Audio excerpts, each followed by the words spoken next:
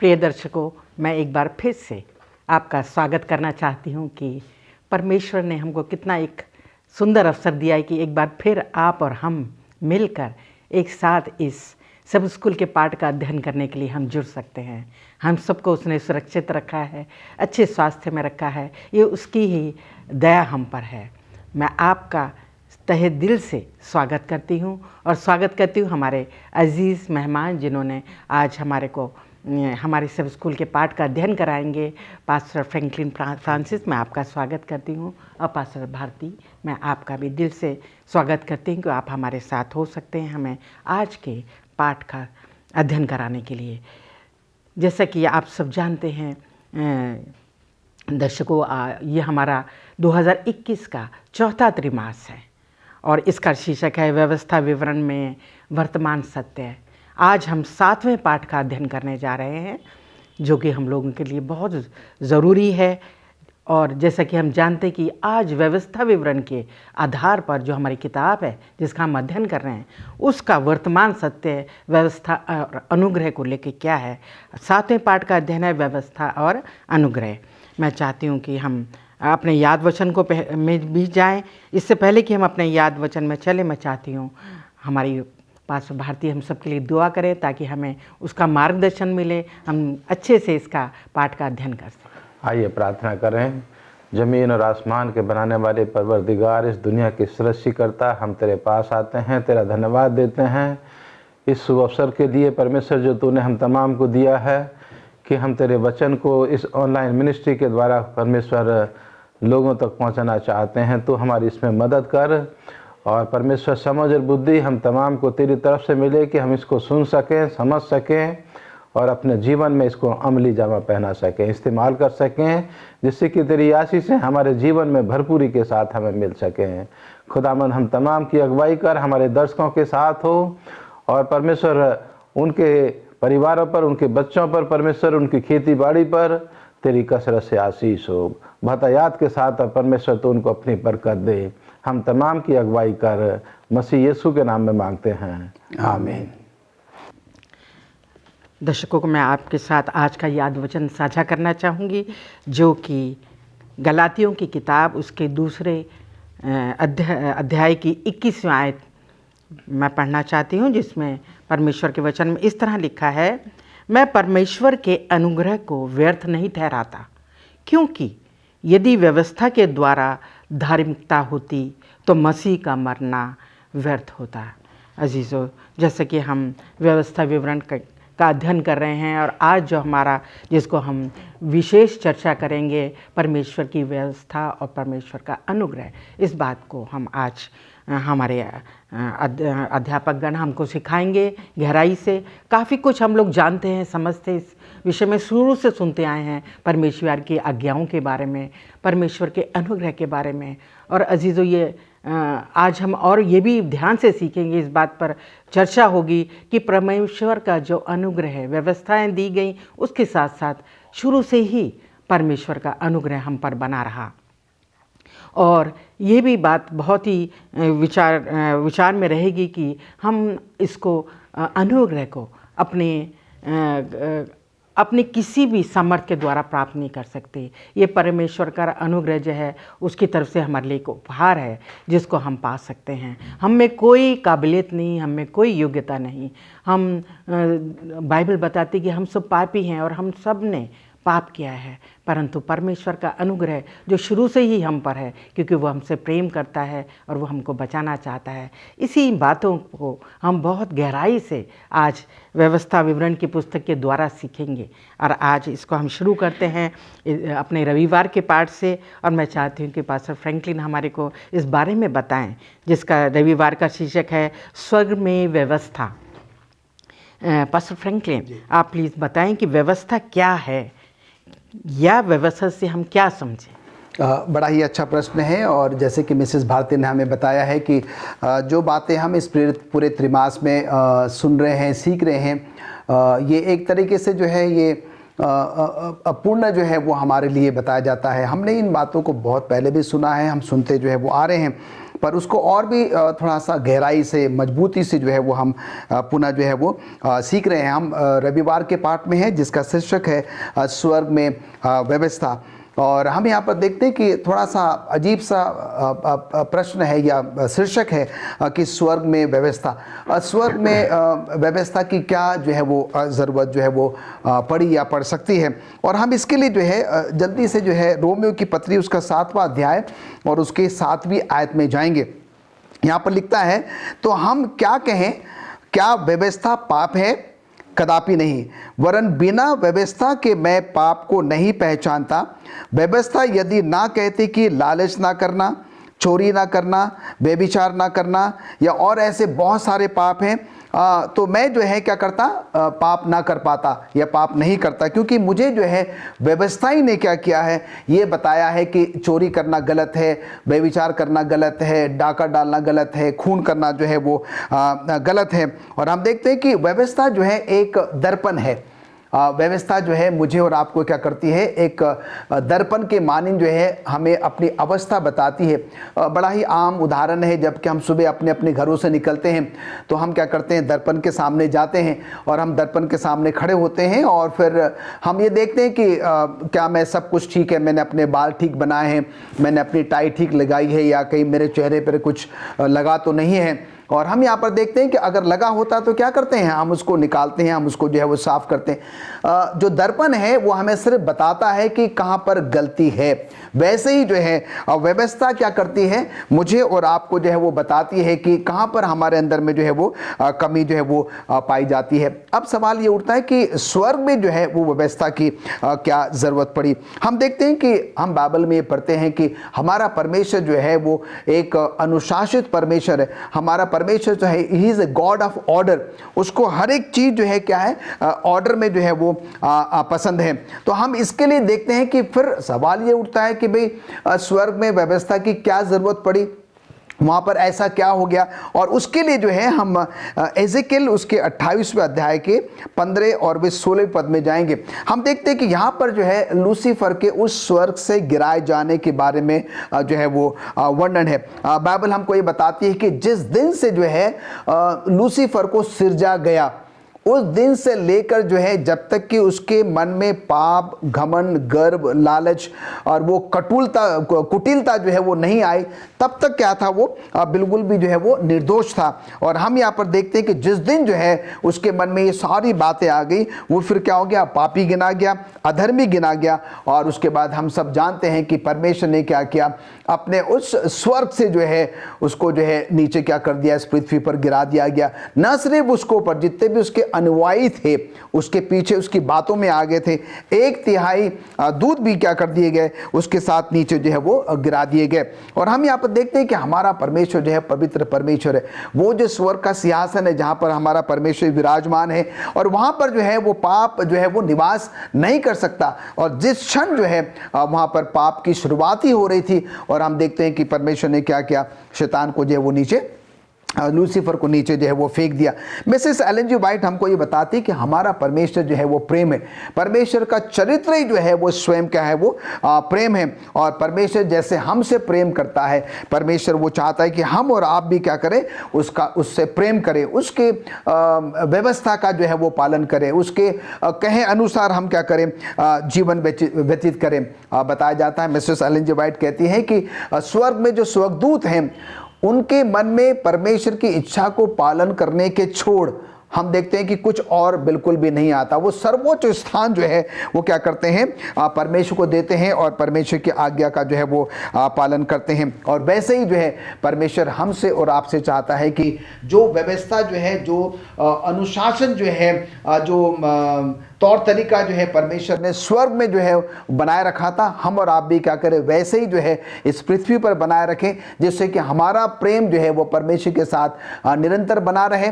हम उसके मर्जी के अनुसार काम करें, उसकी आज्ञाओं का पालन करें। और जब हम ऐसा करेंगे तो क्या होगा, परमेश्वर खुश होगा और परमेश्वर हमें बहुत ऐसे आशीष और बरकत देगा। मैडम, शुक्रगुजार हूँ पास्टर फ्रैंकलिन, आपने अच्छे से हमें समझाया। परमेश्वर नहीं चाहता कि ना स्वर्ग में ना पृथ्वी पर उसका पाप हो, वो चाहता है कि पवित्रता पाई जाए हर जगह। इसीलिए उसने जो है नियंत्रित करने के लिए, कंट्रोल करने के लिए अपना नियम दिया है, अपनी व्यवस्था दी है। आइए हम सोमवार के अध्ययन में चलते हैं, जिसका शीर्षक है व्यवस्था विवरण में व्यवस्था। और मैं चाहती हूँ पास्टर भारती इस बात को हमें समझाएं, व्यवस्था का पालन क्यों महत्वपूर्ण है। ये जो सवाल किया गया है, ये तमाम दुनिया के तमाम मसीह लोगों के लिए एक अच्छा सबक यहाँ पर सीखने के लिए है कि व्यवस्था का पालन करना हमारे लिए क्यों ज़रूरी है, क्यों महत्वपूर्ण है। और इसके ऊपर हम बातचीत यहाँ पर करने से पहले मैं आपको बताना चाहता हूँ कि ये वचन जो है, ये व्यवस्था परमेश्वर ने मूसा के द्वारा जो है वो अपने लोगों को दी। और इस वक्त जो हम लोग सीख रहे हैं, जैसे पिछले हफ्ते भी हम लोगों ने सीखा कि ये निर्देश मूसा के द्वारा परमेश्वर जो है वो अपने उन लोगों को जो उस वायदे के देश में प्रवेश करने वाले हैं, उससे पहले इन व्यवस्थाओं को, इन कानूनों को, इन नियमों को एक बार मूसा नबी के द्वारा, वो आखिरी बार मूसा के जीवन के द्वारा इनको वो यहाँ पर देना चाहता है। और इन व्यवस्था के बारे में जैसे हमने सीखा कि व्यवस्था जो है वो हर एक इंसान के लिए वो ज़रूरी है। नियम और कानून जो है, जो एक व्यवस्था का निचोड़ है, नियम और कानून हर एक व्यक्ति के लिए ज़रूरी हैं। और नियम और कानूनों के रहते हुए हम एक आज़ादी का जीवन जिएं, लेकिन उसका मतलब ये नहीं कि हम कुछ भी कर सकें। अगर हम ये सोचते हैं, जैसे कि आज बहुत से मसीह इस दुनिया में ये सोचते हैं कि हम मसीह लोग जो हैं आज़ादी का जीवन व्यतीत कर रहे हैं, लेकिन इसका मतलब ये बिल्कुल भी नहीं कि हम परमेश्वर के नियम कानूनों को, व्यवस्था को हम जो है ना माने। परमेश्वर का राज जो है वो नियम और कानूनों के ऊपर आधारित है। परमेश्वर का स्वर्ग राज जो है, वहाँ भी जैसे अभी पास्टर फ्रैंकलिन ने बताया कि वहाँ भी नियम और कानून थे स्वर्गीय राज में। और जो परमेश्वर का आने वाला राज है, उसमें भी जो है वो नियम और कानून होंगे, क्योंकि कोई भी देश की सरकार वो नियम कानूनों के तहत ही वो आगे तरक्की के रास्ते पर बढ़ती है। और परमेश्वर ने ये अपने नियम और कानून इंसान की भलाई के लिए दिए। और ये ज़रूरी है कि अगर हम चाहते हैं कि एक अच्छा जीवन, एक भलाई का जीवन, एक खुशी का जीवन हम व्यतीत करें, तो हमें परमेश्वर की व्यवस्था को मानना हमारे लिए ज़रूरी है। और ये व्यवस्था के द्वारा परमेश्वर ने जो है ये इसलिए मानना ज़रूरी है क्योंकि हम जो हैं इन व्यवस्थाओं को, इन कानूनों को हम अपनी ताकत से नहीं मान सकते।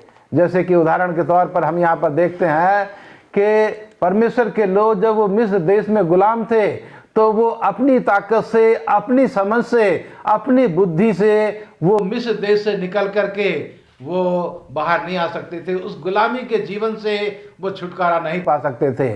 लेकिन परमेश्वर ने अपने त्याग प्यार के तहत, अपनी बुद्धि के तहत, अपनी महानता के तहत उन लोगों को उस गुलामी से निकाल करके वो आज़ादी का जीवन देने के लिए वो उनको जो वहाँ से निकाल करके लाया। और अजीजों, व्यवस्था हमारे लिए मानना इसलिए भी ज़रूरी है क्योंकि ये नियम और कानून हमें दिखाते हैं कि अगर हम इनका पालन करते हैं तो हम अपनी सरकार को प्यार करते हैं, हम अपने परमेश्वर को प्यार करते हैं। ये यहाँ जो है यूहन्ना की किताब उसके 14 अध्याय की 12 आयत में लिखा है कि अगर तुम मुझसे प्रेम रखते हो तो मेरी आज्ञाओं को मानोगे। और यही वचन जो है पुराने नियम में भी, नए नियम में भी बार बार इस बात को दोहराया गया है कि हम परमेश्वर की व्यवस्था के अनुसार अपने जीवन को जिएं। यहाँ व्यवस्था विवरण उसका 31 अध्याय की 12 आयत में लिखा है कि क्या पुरुष, क्या स्त्री, क्या बालक, क्या तुम्हारे फाटकों के भीतर के परदेशी सब लोगों को इकट्ठा करना कि वे सुनकर सीखें और तुम्हारे परमेश्वर यहोवा का भय मानकर इस व्यवस्था के सारे वचनों के पालन करने में चौकसी करें। तो ये वचन जो है परमेश्वर अपने उन तमाम लोगों को देना चाहता है जो उसको प्यार करते हैं कि अगर तुम मुझसे प्यार करते हो तो मेरी आज्ञाओं को मानो। और परमेश्वर जो है उसने अपने अनुग्रह के तहत हमारे लोगों को, जो परमेश्वर के लोग थे, उनको मिस्र देश से निकाला।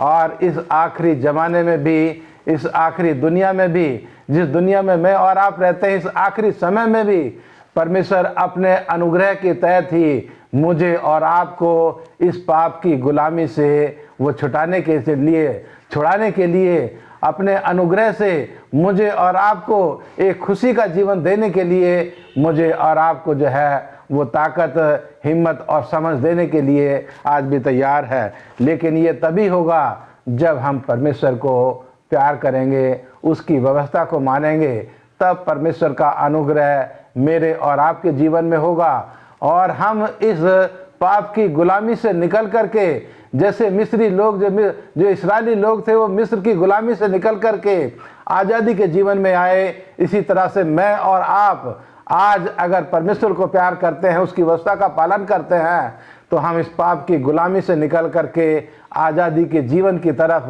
अपना सफ़र शुरू कर सकते हैं। शुक्रगुजार हूँ पास्टर भारती आपका इतने अच्छे संदेश के लिए जो आपने हमें सिखाया। अब हम मंगलवार के अध्ययन में चलते हैं, जिसका शीर्षक है तेरे भले के लिए।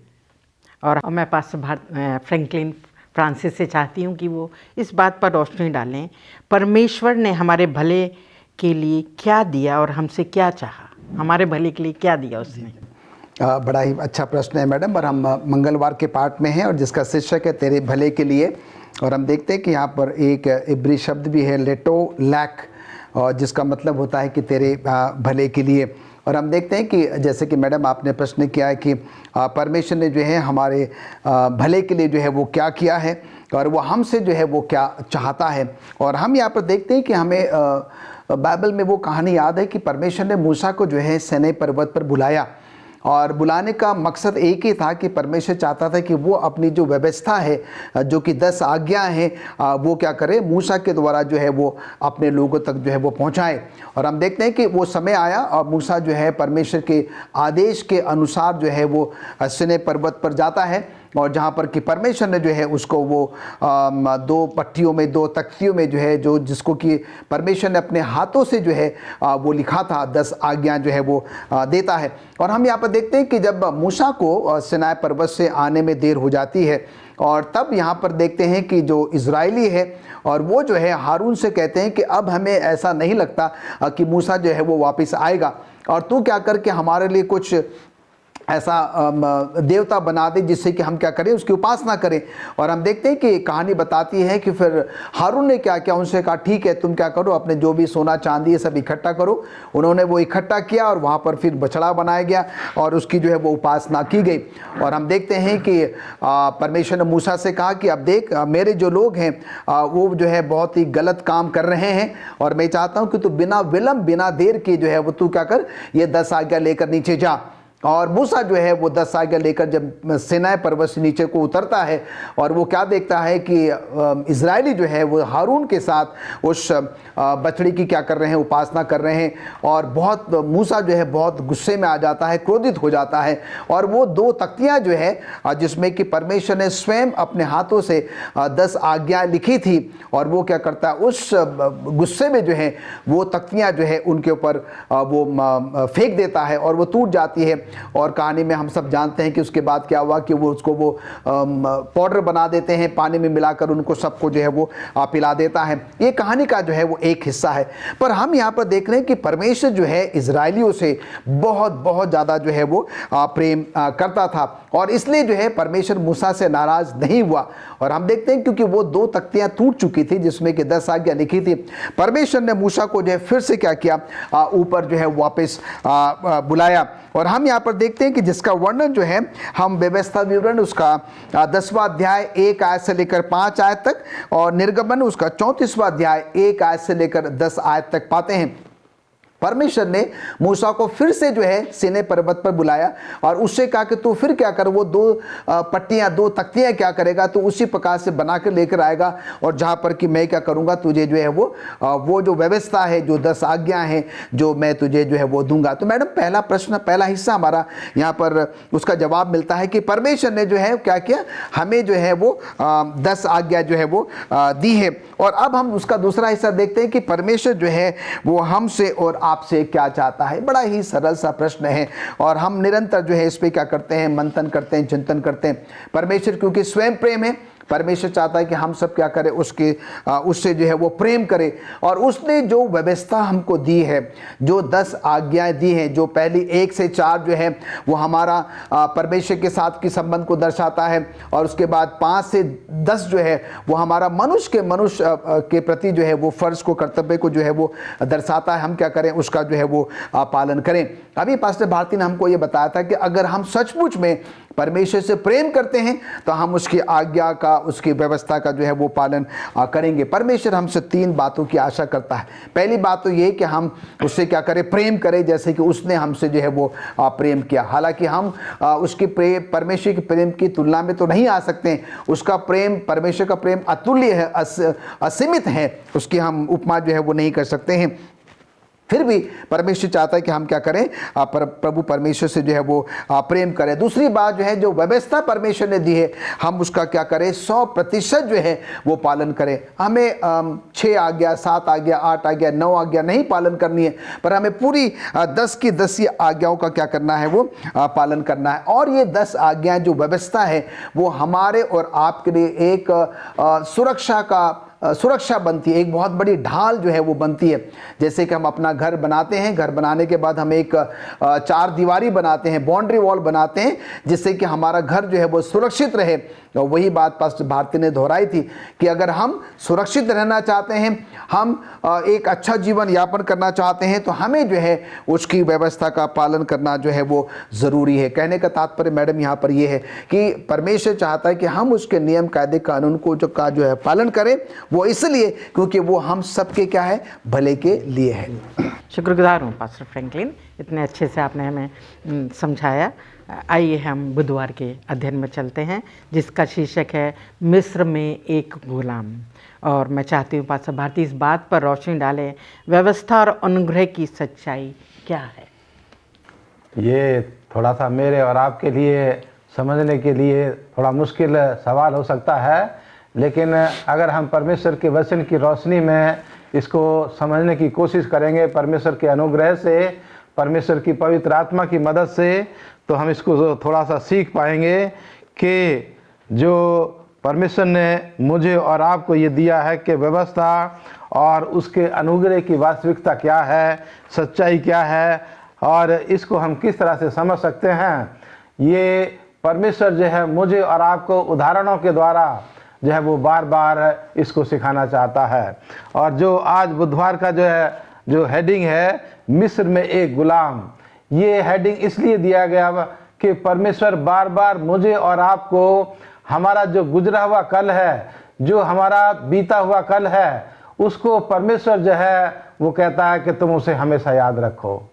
हमारा जो पुराना इतिहास है हमारे जीवन का, हम उसे कभी ना भूलें, हम उसे हमेशा याद रखें। और परमेश्वर ने अपने लोगों को ये बार बार कहा है कि तुम याद करो कि तुम मिस्र देश में कैसा जीवन व्यतीत कर रहे थे, तुम्हारा जीवन जो था वो किस परेशानियों से भरा हुआ था, और उस मुसीबत के जीवन से परमेश्वर ने अपने महान और शक्तिशाली हाथ से जो है तुमको वहाँ से निकाल करके वो जो है लेकर के आया। यहाँ व्यवस्था विवरण उसकी 26 अध्याय की 8 आयत में लिखा है, और यहोवा ने बलवंत हाथ और बढ़ाई हुई भुजा से अति भयानक चिन्ह और चमत्कार दिखाकर हमको मिस्र देश से निकाल ले आया। ये परमेश्वर ही था, वो सर्वशक्तिशाली, वो महान परमेश्वर ही था जो अपने लोगों के द्वारा उसने जो है मिस्र देश से अपने लोगों को बहुत ही अजीबो गरीब तरीके से उनको वहाँ से निकाला, जो वो मिस्र देश में रहते हुए सोच भी नहीं सकते थे। जो परमेश्वर के लोग थे, जब वो गुलामी का जीवन व्यतीत कर रहे थे मिस्र देश में, तो उनके लिए उनको कोई रास्ता नज़र नहीं आता था कि हम किस तरह से इस भयानक जीवन से, गुलामी से हम किस तरह से छुटकारा पा सकते हैं। वो उनकी सोच से भी बाहर था, लेकिन परमेश्वर ने अपने शक्तिशाली हाथ से, अपने अजीबोगरीब इंतजाम से उसने मूसा और हारून को जो चुना और उनको उस जीवन से छुटकारा दिया। अजीजों, मैं आपको ये याद दिलाना चाहता हूँ कि ये लोग जो है जब सफ़र तय करते हुए लाल समुद्र के किनारे पर पहुँचे और उनको लाल समुद्र पार करना था, उनकी सोच से भी बाहर था, उनके स्वप्न से भी बाहर था कि हम इस लाल समुद्र को पार कर पाएंगे। लेकिन अजीजों, परमेश्वर ने अपनी शक्तिशाली हाथ से, अपने भुजबल से उस लाल समुद्र को जो है 2 हिस्से कर दिया, और जिन्होंने उसके ऊपर विश्वास किया वो उस लाल समुद्र को जो है पार करके दूसरे किनारे पर पहुँचे। लेकिन साथ ही साथ हम यहाँ भी देखते हैं कि जो परमेश्वर में विश्वास नहीं रखते थे, वो जब इस लाल समुद्र में घुसे तो वो डूब करके जो है ख़त्म हो गए। अजीजों, परमेश्वर के लोग जो है जब यरदन नदी के किनारे पर पहुँचे और उनको बार बार इस बात का एहसास दिलाया गया कि परमेश्वर महान है, और उस यरदन को पार करने के लिए भी परमेश्वर ने पानी को जो है 2 हिस्से कर दिया। अजीजों, आज मेरा और आपका परमेश्वर जैसे मिस्र से जो है गुलामी से लोगों को निकाल करके लाया, परमेश्वर मुझे और आपको इस पाप की गुलामी से निकालने की शक्ति और सामर्थ्य रखता है, अगर हम उस पर विश्वास करते हैं। अगर हम उस पर विश्वास करते हैं, अगर हम उसके नियम और कानूनों के तहत अपने जीवन को व्यतीत करते हैं, तो परमेश्वर का अनुग्रह मेरे और आपके जीवन के ऊपर होगा।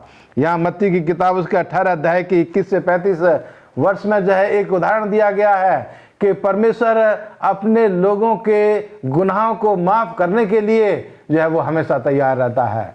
और उसने जो है उस दास को माफ़ किया जिसके ऊपर उसके 1000 तोड़े या 1000 रुपये वो कर्जदार था। उसने गिड़गिड़ा करके प्रार्थना की कि प्रभु मुझे समय दो और मैं आपका कर्ज जो है वो भर दूंगा। परमेश्वर ने उसके गिड़गिड़ाने को सुना, उसकी आवाज़ को सुना और उसको माफ़ कर दिया। लेकिन अजीजों, यहाँ हम पाते हैं कि उस दास ने अपने दूसरे संगी साथी को, जिसके ऊपर केवल 100 दिनार उसका कर्ज था, उसको माफ़ नहीं किया, और इसकी वजह से परमेश्वर ने उस दास को भी जिसको माफ़ किया था, उसको भी जो है उसने दोबारा से उसको जो है उस चीज़ का उसने दंड दिया। तो यहाँ सीखने की बात यह है कि मैं और आप आज पाप की गुलामी में हैं। परमेश्वर ही सर्वशक्तिशाली है, वो मुझे पाप की गुलामी से बचाने के लिए वो अपना काम जो है आज भी करने के लिए तैयार है। अपना अनुग्रह आज भी मेरे और आपके जीवन पर उड़ेलने के लिए तैयार है, और वो चाहता है कि मैं अपने लोगों पर दया करूं, जिससे कि मेरे लोग दूसरे लोगों पर दया करें। इसलिए परमेश्वर का वचन यहाँ सिखाता है कि हम परमेश्वर में विश्वास करें, उसके नियम कानूनों को माने और लोगों के ऊपर दया करें, तो परमेश्वर का रहम और फजल मेरे और आपके जीवन के ऊपर भी होगा। धन्यवाद देती हूँ पास्टर भारती, आपका हमें समझाने के लिए, जो आपने हमें इस विषय में सिखाया। आइए हम गुरुवार के अध्ययन में चलते हैं, जिसका शीर्षक है आपकी धार्मिकता के लिए नहीं। और मैं चाहती हूँ पास्टर फ्रैंकलिन हमें समझाएं विश्वास के द्वारा धार्मिकता क्या है। फिर बड़ा ही अच्छा प्रश्न है मैडम हमारे पास आज, जिससे हम जो बहुत कुछ सीख सकते हैं। जैसे कि हमने मैडम ने बताया कि हम गुरुवार के पाठ में हैं, जिसका शीर्षक है आपकी धार्मिकता के लिए नहीं।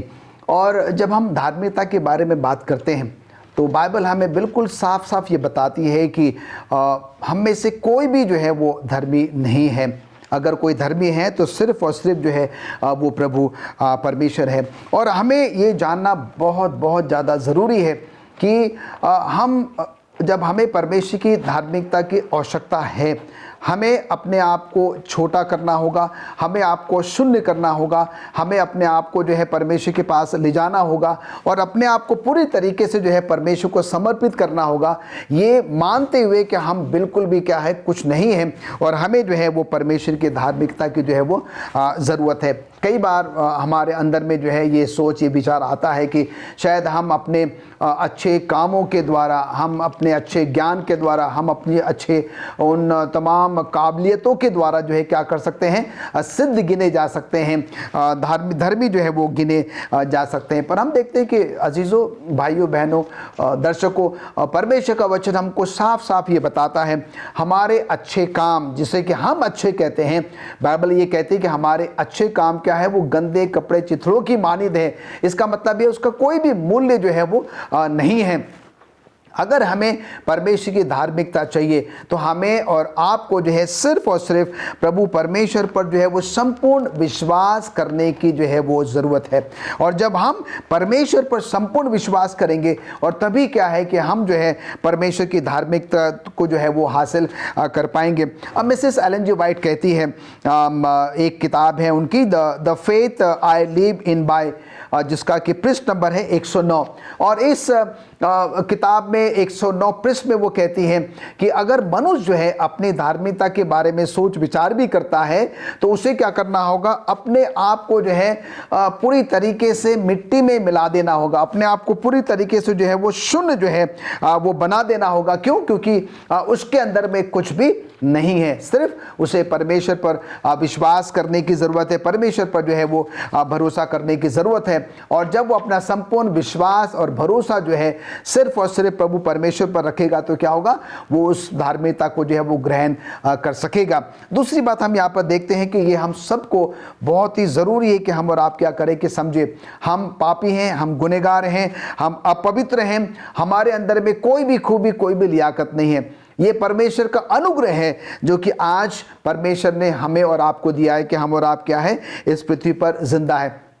जो पाप हमने किया, हमारे बाप दादों ने किया, आदम हवा ने किया, और जो मृत्यु जो है हम सब ने सहली थी, हम देखते हैं कि हम उसको सहन नहीं कर पाए, हम अपने पापों के बदले में जो है वो नहीं मर पाए। क्यों? क्योंकि उसके लिए कोई एक ऐसा व्यक्ति की ज़रूरत थी जो कि पाप रहित था, जिसमें कोई पाप कोई गुनाह जो है वो नहीं था। और हम देखते हैं कि इसीलिए परमेश्वर ने क्या किया, अपने एक लौते बेटे यीशु मसीह को भेजकर जो है वो हमारे और आपके पापों के लिए जो है वो कुर्बान हो गया। और इसलिए यहाँ पर कहा जाता है कि परमेश्वर की जो धार्मिकता है, जो कि परमेश्वर ने क्या किया, हमारे उस पापी अधार्मिकता को निकाल कर जो है हमें अपना वो धार्मिकता का वस्त्र जो है वो पहनाया है। और उसका जो अनुग्रह है, जो अनमेरिटेड फेवर है, जिसके लिए कि मैंने और आपने कुछ भी नहीं किया है, उसके बावजूद भी क्या है, परमेश्वर ने अपने उस महान अतुल्य प्रेम के कारण जो है मुझे और आपको जो है वो दिया।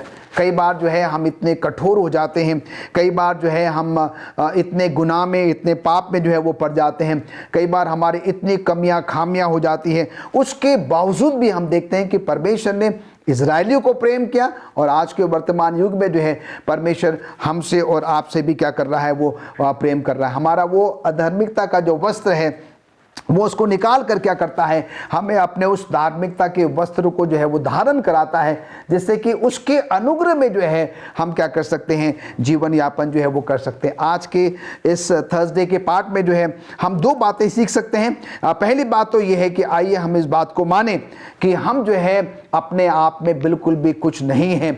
हमारे वो तमाम जो चीज़ें हैं, बातें हैं, जिसको कि शायद हम समझते हैं कि वो हमें बचा सकती हैं, उसके कारण हम धर्मी गिने जा सकते हैं, ऐसा संभव नहीं होगा। और दूसरी बात जो है, हम अगर बचाए गए हैं, ये परमेश्वर की धार्मिकता है, परमेश्वर का अनुग्रह है, जिसके द्वारा जो है परमेश्वर ने मुझे और आपको क्या किया है, इस पृथ्वी पर जिंदा रखा है कि हम उसकी क्या कर सके, सेवा जो है वो टहल कर सके। तो मैडम आज का जो पाठ है वो हमको बताता है कि हम अपने उस धार्मिकता के वजह से, ये कारण से नहीं है, पर ये परमेश्वर की धार्मिकता है, परमेश्वर का अनुग्रह है, जो कि परमेश्वर ने हमें आपको जो है वो दिया है। शुक्रगुजार हूँ पास्टर फ्रैंकलिन आपका, आपने हमें अच्छे से समझाया है।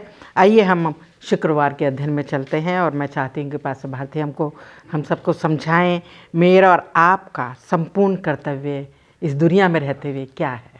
जो अभी मिसेज भारती ने सवाल जो है पूछा है कि मेरा और आप लोगों का इस दुनिया में रहते हुए जो मुख्य कर्तव्य है वो, या संपूर्ण कर्तव्य है, वो क्या है, इसके ऊपर जो है परमेश्वर के वचन से हम विचार करेंगे। और मैं आपको थोड़ा सा 2 मिनट में ये समझाना चाहता हूँ कि अगर आप उत्पत्ति की किताब उसकी पहली आयत को पढ़ेंगे तो वहाँ दिखाता है कि परमेश्वर सृष्टिकार है, परमेश्वर सृजनहार है। और वही चीज़ यूहन्ना की किताब उसके पहले अध्याय में जो है 1 से 3 आयत में भी दिखाया गया है कि सब कुछ जो है परमेश्वर यीशु मसीह ने जो है वो सब कुछ उत्पन्न किया, बिना कुछ भी जो है उसके बिना कुछ भी उत्पन्न नहीं हुआ। यानी कि ये दोनों आयतें मुझे और आपको ये दिखाती हैं कि ये दुनिया का सृष्टिकर्ता जो है परमेश्वर यीशु मसीह है, और उसने मुझे और आपको भी ये जीवन दिया है। और परमेश्वर जो है वो मुझसे और आप मुझे और आपको, जब हम गुलामी में फंस गए, जब हम गुनाह में फंस गए, तो उसने अपना जीवन जो है एक पाप रहित जीवन इस दुनिया में आकर के उसने जिया और अपने जीवन को उसने क्रूस के ऊपर बलिदान कर दिया। हमारे पापों और बुराई का दंड जो है उसने सह लिया और मेरे और आपके लिए अनंत जीवन की प्रतिज्ञा मेरे और आपके सामने रख दी। और आज वो मुझसे और आपसे ये चाहता है, जो प्रकाशित वाक्य किताब है, आखिरी किताब बाइबल की, उसके 14 अध्याय की 12 आयत में लिखा है कि जो परमेश्वर के लोग हैं, पवित्र लोगों का धीरज इसी में है जो परमेश्वर की आज्ञाओं को मानते हैं और यीशु पर विश्वास रखते हैं।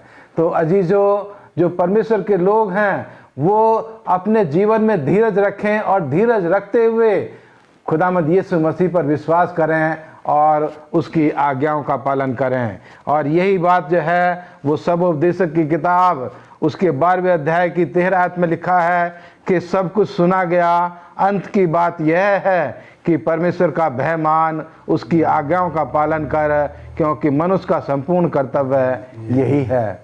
यहाँ भी जो है वही बात दूसरे शब्दों में मुझे और आपको समझाने की कोशिश की जा रही है कि हम परमेश्वर को प्यार करें, परमेश्वर में विश्वास करें और उसकी आज्ञाओं का पालन करें, क्योंकि मेरा और आपका इस दुनिया में रहते हुए संपूर्ण कर्तव्य यही है। और तब परमेश्वर का अनुग्रह मेरे और आपके जीवन के ऊपर होगा। शुक्रगुजार हूँ पास्टर भारती आपका, आपने बहुत अच्छे से हमें सिखाया और इस अध्ययन के लिए मैं आप दोनों का शुक्रगुजार हूँ कि आपने हमारे दर्शकों को, हमें भी, पास्टर फ्रैंकलिन आपका भी मैं शुक्रगुजार हूँ कि आपने हमें इतने अच्छे से ये सब चीज़ें सिखाई। परमेश्वर की व्यवस्था, परमेश्वर का अनुग्रह। अजीज़ों, जैसा कि हम सब कुछ शुरू से ही सुनते आ रहे हैं ये सब बातों के विषय में, और हम ये भी जानते कि सीखते आ रहे हैं अपने इन अध्ययनों के ज़रिए कि हमारा परमेश्वर का प्रेम अमूल्य है हमारे लिए, और वो प्रेम उसका यही दिखाता है कि वो चाहता है कि वो हम भी पवित्र बने, जैसा वो पवित्र है, धर्मी है, वो हमसे भी यही उम्मीद रखता है, आशा रखता है। और जो उसने ये हमें आज्ञाएं दी हैं ये हमारे भले के लिए, जैसा कि हमने सीखा, इसमें ये हमारे लिए एक तरीके से एक सुरक्षा का कवच है, उसका कार्य करता है। जब हम उसके आज्ञाओं पर चलते हैं तो हम दुनिया की बुरी बातों से बचे रहते हैं। परंतु ये भी हमें सिखाया गया अजीज़ों कि जो हम ये सोचें कि हम इनका अनुसरण करते हैं, आज्ञाओं को हम पूरी तरीके से, कई बारी हम भटक जाते हैं, नहीं मान पाते जो परमेश्वर ने आज्ञाएं दी हैं, और हम जो हैं बार बार पाप में पड़ते हैं। बाइबल हमें इस बात का हमारा उदाहरण है, पूरा सच्चाई की शुरू से लेकर आखिर तक जो है पर व्यक्ति जो है, मानव जाति जो है पाप में गिरती जाती है, बार बार गिरती है, बार बार संभलती है। और परमेश्वर का अनुग्रह शुरू से ही, उसका प्रेम और उसका अनुग्रह हमेशा से उसका पर रहा है। और आज इतना हुआ, जैसा कि हमने सीखा, नया नियम में हमें सिखाया गया कि प्रभु यीशु मसीह को उसने इस दुनिया में अपने इकलौते पुत्र को हम सब के लिए भेज दिया। अजीज़ों, ये हमें बहुत हमारे लिए सावधान रहने की चेतावनियाँ हैं कि हमें भी हैं इस दुनिया में रहते हुए नम्रता के साथ अपने जीवन को परमेश्वर को समर्पित करते हुए, क्योंकि जब हम अपने आप को उसको समर्पित करते हैं तो वो हमारी मदद करता है, उसका पवित्र आत्मा हमारी अगुवाई करता है कि हम उसकी व्यवस्था का पालन करें, उसके आज्ञाओं को मानें, और उसके बाद हम उसके अनुग्रह को भी पाते हैं। उसके अनुग्रह के ही द्वारा हम उसके आज्ञाओं का ही पालन करते हैं। तो ये जो है एक व्यवस्था का और अनुग्रह का एक बहुत मजबूत रिश्ता जो कि शुरू से ही परमेश्वर ने हम सब के लिए दिया है। और ये हमारे लिए उसका अनुग्रह, हम में कोई काबिलियत है ही नहीं, कुछ भी योग्यता नहीं कि हम उसको पा सकें। और परमेश्वर जो है उसका ये हमारे पास अनुग्रह जो है एक उपहार की तरह है जो उसने हमें दिया है, और वो हमसे प्रेम करता है और हम भी उसको प्रेम करें। और ये प्रेम जो है इसी तरह दिखाया जाएगा अगर हम उसके आज्ञाओं का पालन करेंगे। और वो हमारी हमेशा तैयार है अपनी पवित्र आत्मा के द्वारा हमारी मदद करने के लिए। ये सब हमने आज सीखा है अजीज़ों, और हम इस बात को मनन करते रहें, इन पर चलते रहें, सीखते रहें, बाइबल का अध्ययन करते रहें, अपने पाठ को पढ़ते रहें और दूसरों को भी, जो हमारे संगी साथी हैं, उनको भी इसके विषय में ज्ञान देते रहें, उसको साझा करते रहें। आइए, मैं चाहती हूँ कि आपको आज हमारे इससे बहुत अच्छी एक शांतिदायक और आनंददायक बातें आपने सीखी होंगी। आइए हम अपने इसको ख़त्म करते हैं, अपने अध्ययन को। और मैं चाहती हूँ कि इस अध्ययन को ख़त्म करने के लिए जब हम ख़त्म करते हैं तो चाहती हूँ हम सब के लिए, पास्टर फ्रैंकलिन हमारे सब के लिए प्रार्थना करें। आइए प्रार्थना करें। स्वर्गीय पिता परमेश्वर, हम धन्यवाद देते हैं आज के पवित्र सबत के लिए और आज की पवित्र संगति के लिए, जबकि हम अपने अपने घरों में बैठकर प्रभु आज के इस आधुनिक यंत्रों के द्वारा आज के सब स्कूल पाठ का अध्ययन कर पाए। धन्यवाद देना चाहते हैं पिता परमेश्वर आज के अच्छे सब स्कूल पाठ अध्ययन के लिए। धन्यवाद देते हैं प्रभु आपके बेटे प्रभु यीशु मसीह के लिए, जिसने कि हमारे पापों के लिए अपने आप को उस क्रूस पर बलिदान कर दिया। धन्यवाद देते हैं पिता परमेश्वर आपके उन 10 आज्ञाओं के लिए, आपकी व्यवस्था के लिए, जिसको कि आप चाहते हैं कि हम उसका पालन करें, जिससे कि हम सुरक्षित रहें। प्रभु धन्यवाद देते हैं आपके उस धार्मिकता के वस्त्र के लिए, जो कि हमारे लिए बहुत बहुत ज़्यादा ज़रूरी है। प्रभु धन्यवाद देना चाहते हैं आपके उस असीम अनुग्रह के लिए, जिसकी वजह से प्रभु आज हम जैसे पापी, गुनहगार और नाचीज़ लोग इस दुनिया में जीवित पाए जा सकते हैं। प्रभु जो कुछ भी आज हमने आपके सब स्कूल पाठ के अध्ययन के द्वारा सीखा है, हमारी मदद करें कि हम उनको अपने जीवन में उतारने वाले बने और दूसरों के साथ साझा करने वाले भी बन सकें। प्रभु धन्यवाद देते हैं कि आपने हमारी प्रार्थना को सुना है। प्रभु यीशु मसीह के नाम से मांगते हैं, आमीन। आमीन आमीन।